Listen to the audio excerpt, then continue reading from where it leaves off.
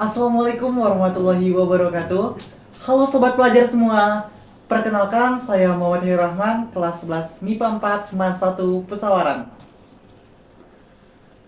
Pada kesempatan kali ini, kita akan berbincang-bincang tips menumbuhkan jiwa kewirausahaan pada pelajar, yang dimana bersama kita telah hadir narasumber yang sangat kece sekali. Beliau adalah Bapak Muhammad Yusuf Bakhtiar, Magister Ekonomi, dosen Fakultas Ekonomi dan Bisnis Islam, UIN Raden Intan Lampung. Assalamualaikum Bapak. Waalaikumsalam warahmatullahi wabarakatuh. Apa kabarnya nih Pak? Alhamdulillah sehat.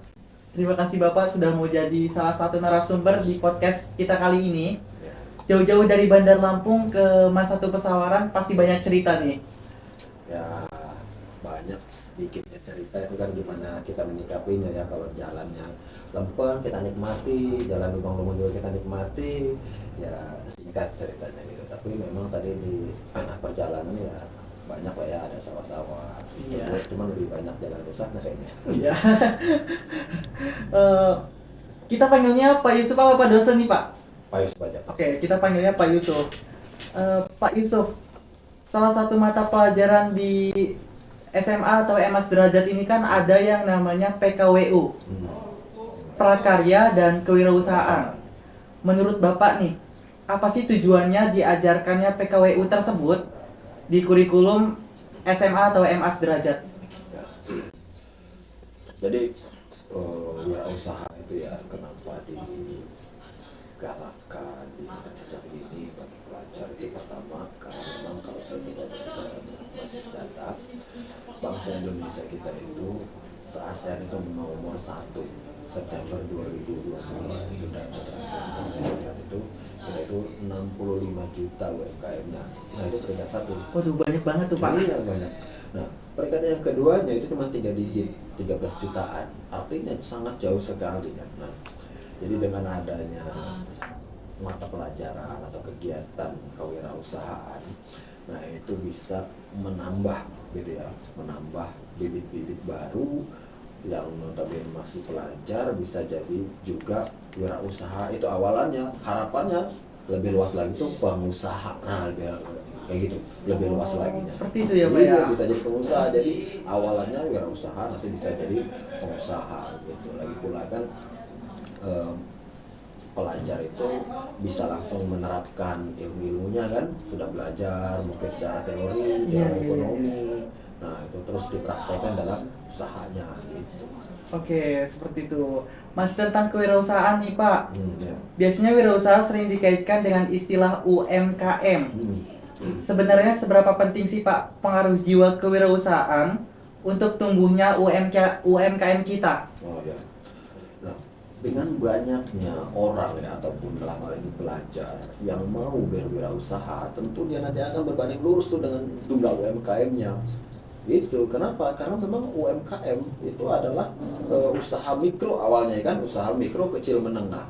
Jadi usaha mikro itu dia ketika memiliki aset sampai dengan 1 miliar, artinya misalnya Khairul nih cuman punya uang 100.000, terus dibelikan kacang gitu ya, akhirnya kacangnya itu diperjualbelikan kembali terus dapat untung, itu udah masuk kriteria mikronya gitu, UMKM juga gitu. Nah, karena apa? Karena tadi batasan mikro itu sampai dengan 1 miliar, artinya 100.000 pun masuk Mikro. jadi masuknya ini adalah usaha muda dalam ranah mikro. Nah udah bisa masuk loh.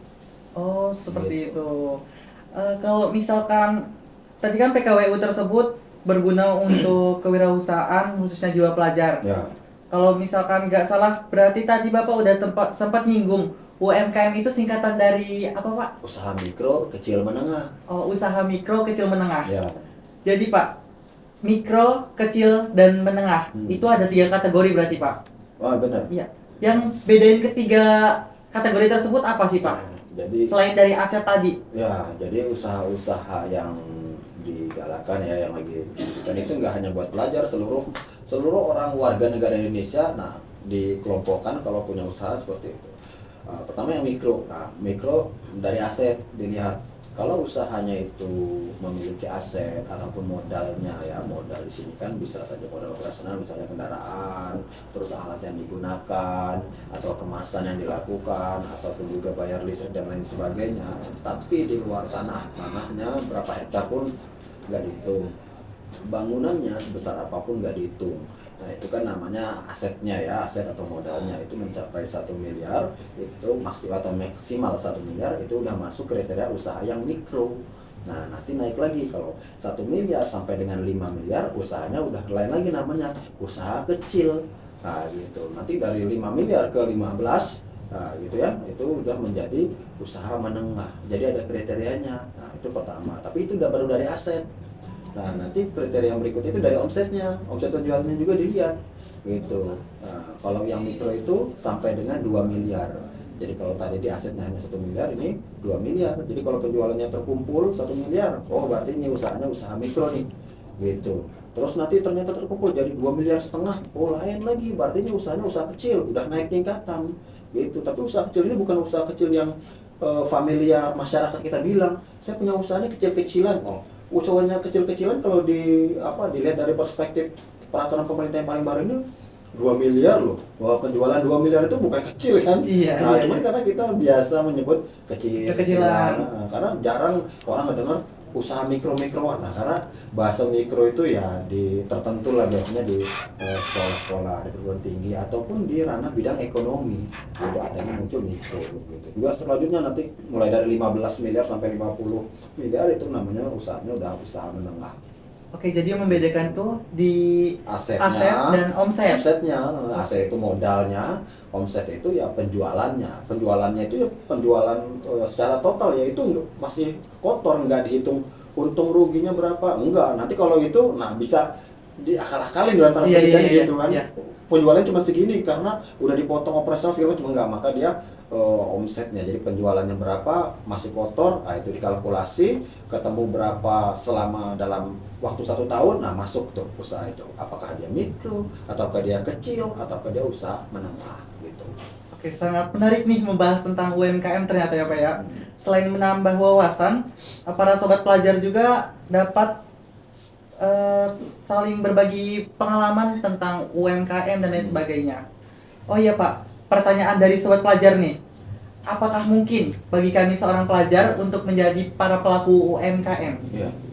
Nah, itu sangat mungkin banget kalau jawaban dari saya itu sangat mungkin banget. Pertama, kenapa? Karena wirausaha ini nggak ada batasan, nggak ada kriteria dan lain sebagainya. Artinya kriteria di sini kriteria ketentuan ya, gitu. Kriteria ketentuan berbeda dengan kalau mau jadi pekerja, mungkin harus sekolah dulu, kuliah dulu, punya keahlian ini, punya pengalaman itu. Nah, maka baru masuk dalam kriteria pekerja, karyawan gitu Iya, kan. iya. Nah, tapi kalau Dan kalau UMKM UMKM tadi yang paling kecil aja mikro katanya sampai dengan 1 miliar Iya, ya. iya, Sampai dengan 1 miliar. Artinya kalau sampai dengan 1 miliar itu punya modal 100.000 pun itu udah masuk dalam usaha mikro. Oh, berarti Hoirul punya uang 100.000, tadi saya contohkan misalnya membeli sesuatu, misalnya membeli keripiknya diperjualbelikan kembali, berarti Hoirul sudah masuk atau memiliki usaha mikro dengan asetnya 100.000 misalnya, seperti itu kan. Nah gitu, nanti dilihat penjualannya selama 1 tahun gitu kan, itu masuk dalam omsetnya. Jadi sangat bisa banget gitu. Tuh, yang berikutnya, apalagi pelajar di sini mobilitasnya sangat tinggi ya, harus sangat tinggi gitu, seperti itu, notabene seperti itu.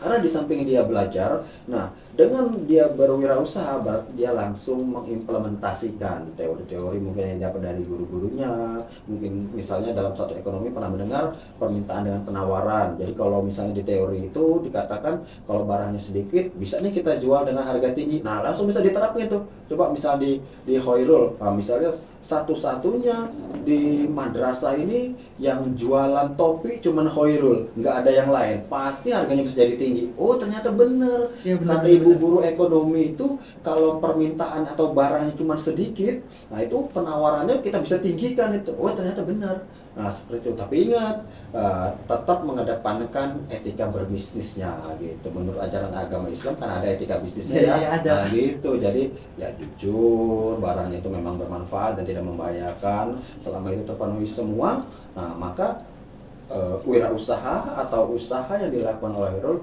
boleh dilakukan gitu. Karena kalau berbisnis berwirausaha itu kan kita diberikan kebebasan. Ya, Khairul mau usaha apa aja bebas gitu. Kalau bermuamalah itu diberikan kebebasan. Allah tuh membebaskan kepada kita. Kamu lakukan usaha sesukamu, apapun itu, selama nggak ada yang larang. Gitu, berbeda dengan ibadah. Kalau ibadah jangan macam-macam dibuat-buat. Disuruh 3 rakaat, 3 rakaat, 4 rakaat, 4 rakaat. Jangan ditambah-tambah, nggak boleh modifikasi. Tapi kalau bermuamalah, wirausaha, modifikasi. Usaha apapun boleh, selama nggak ada ayat Al-Quran larang, jalankan. Itu boleh. Gitu. Oke, ternyata kalau misalkan untuk kita berusaha muamalah tersebut gak ada yang membatasi ya Pak ya? Iya, nggak ada yang membatasi gitu. Artinya gini, panduan pastinya itu kita nggak ada. Namun batasannya adalah selama ya nggak ada yang larang, laksanakan bisnis kelereng, bisnis sendok dan lain sebagainya. Itu memang nggak ada anjuran, tapi nggak ada yang larang, lakukan. Nah gitu, apapun itu. Nah, berbeda dengan ibadah tadi ya. Kalau ibadah terbalik, ibadah kita diatur spesifik. Nah, di luar itu nggak boleh. Tapi kalau usaha apapun lakukan, selama nggak ada yang larang, jalan terus. Gitu. Wah, bener banget nih. Rasanya masih banyak lagi yang ingin saya dan teman-teman sobat pelajar tanyakan tapi Ya. Pak. Tapi sayangnya sekali waktu kita terbatas. Ya. Dan mudah-mudahan kita bisa sambung di lain kesempatan.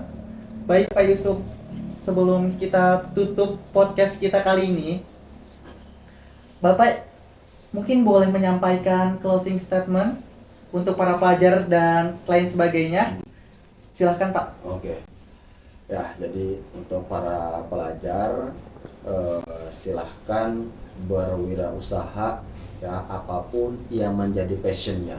Karena sesungguhnya dengan berwirausaha Anda bisa berdiri di atas kaki sendiri, itu tidak berpengaruh dengan hal lain gitu. Kalau pekerja bisa saja satu saat di PHK gitu. Tapi kalau berwirausaha Anda pemiliknya, Anda bosnya, Anda yang menentukan gitu, arah geraknya Anda yang menentukan.